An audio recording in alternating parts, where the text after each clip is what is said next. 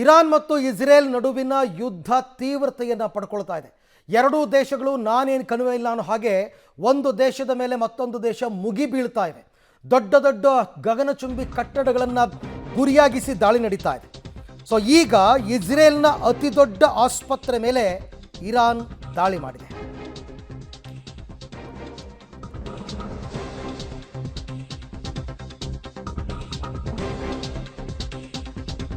Iran Israel ನಡುವೆ ಸಂಘರ್ಷ ತೀವ್ರವಾಗ್ತಾ ಇದೆ. ಇವಾಗ ಇಸ್ರೇಲ್ನ ಅತಿ ದೊಡ್ಡ ಆಸ್ಪತ್ರೆಯ ಮೇಲೆ ಇರಾನ್ ದಾಳಿ ಮಾಡಿದೆ. ದಕ್ಷಿಣ ಇಸ್ರೇಲ್ನ ಸೋರಕದಲ್ಲಿರ್ತಕ್ಕಂಥ ಆಸ್ಪತ್ರೆ ಇದು. ದೃಶ್ಯದಲ್ಲಿ ತಾವು ನೋಡ್ತಾ ಇದ್ದೀರಾ, ಮಿಸೈಲ್ ದಾಳಿಯನ್ನು ಮಾಡಿದೆ ಇರಾನ್. ಆಸ್ಪತ್ರೆ ಕಟ್ಟಡಕ್ಕೆ ದೊಡ್ಡ ಹಾನಿಯಾಗಿದೆ. ಆಸ್ಪತ್ರೆಯಿಂದ ರೋಗಿಗಳು ಹೊರಗಡೆಗೆ ಓಡ್ತಾ ಇದ್ದಾರೆ, ರೋಗಿಗಳು ಮತ್ತು ಸಿಬ್ಬಂದಿ.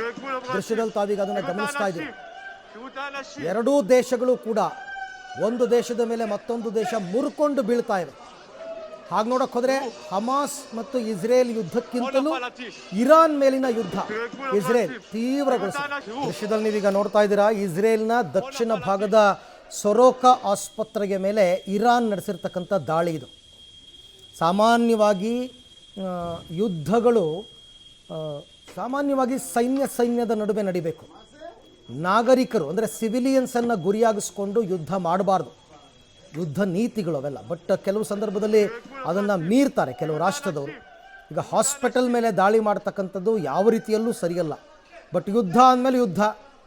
ಹಾಗಾಗಿ ಅವ್ರ ಲೆಕ್ಕಾಚಾರದ ಪ್ರಕಾರ ಇರಾನ್ನವರು ಕ್ಷಿಪಣಿ ದಾಳಿಯನ್ನು ನಡೆಸಿದ್ದಾರೆ ಇಸ್ರೇಲ್ನ ಅತಿ ದೊಡ್ಡ ಆಸ್ಪತ್ರೆಯ ಮೇಲೆ.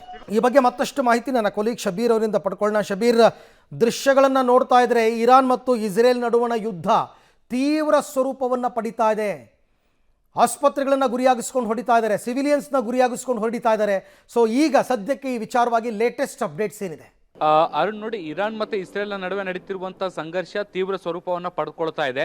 ಕಳೆದ 7 ದಿನಗಳಿಂದ ಈ ಒಂದು ದಾಳಿ ಪ್ರತಿ ದಾಳಿಗಳು ಕೂಡ ನಡೀತಾ ಇರುವಂಥದ್ದು. ಮುಖ್ಯವಾಗಿ ನಿನ್ನೆ ಇಸ್ರೇಲ್ನ ಮೇಲೆ ಇರಾನ್ ಮೊದಲ ಬಾರಿಗೆ ಬ್ಯಾಲಿಸ್ಟಿಕ್ ಮಿಸೈಲ್ ಅನ್ನು ಬಳಸುವಂತ ಕೆಲಸವನ್ನ ಮಾಡಿತ್ತು. ಇದಾದ ಮೇಲೆ ಸೂಪರ್ಸಾನಿಕ್ ಮಿಸೈಲ್ ಅನ್ನು ಕೂಡ ಬಳಕೆ ಮಾಡಿದೆ ಅನ್ನುವಂಥ ಮಾಹಿತಿಗಳು ಕೂಡ ಬಂದಿತ್ತು. ಈಗಿರುವಂಥ ಮಾಹಿತಿಗಳ ಪ್ರಕಾರ ನಿನ್ನೆ ಸೂಪರ್ಸಾನಿಕ್ ಮಿಸೈಲ್ ಅನ್ನ ಏನು ಬಳಕೆ ಮಾಡಿತ್ತು, ಇದರ ಇಂಪ್ಯಾಕ್ಟ್ ಯಾವ ರೀತಿಯಾಗಿದೆ ಅನ್ನುವಂಥ ದೃಶ್ಯಗಳನ್ನು ಕೂಡ ನೀವು ಗಮನಿಸ್ತಾ ಹೋಗ್ಬೋದು. ವೈದ್ಯಕೀಯ ಆಸ್ಪತ್ರೆ ಅಂದ್ರೆ ಕಾಲೇಜು ಮತ್ತೆ ಆಸ್ಪತ್ರೆ ಇರುವಂತ ಒಂದು ಪ್ರದೇಶದ ಮೇಲೆ ಈ ಒಂದು ದಾಳಿ ನಡೆದಿರುವಂತದ್ದು.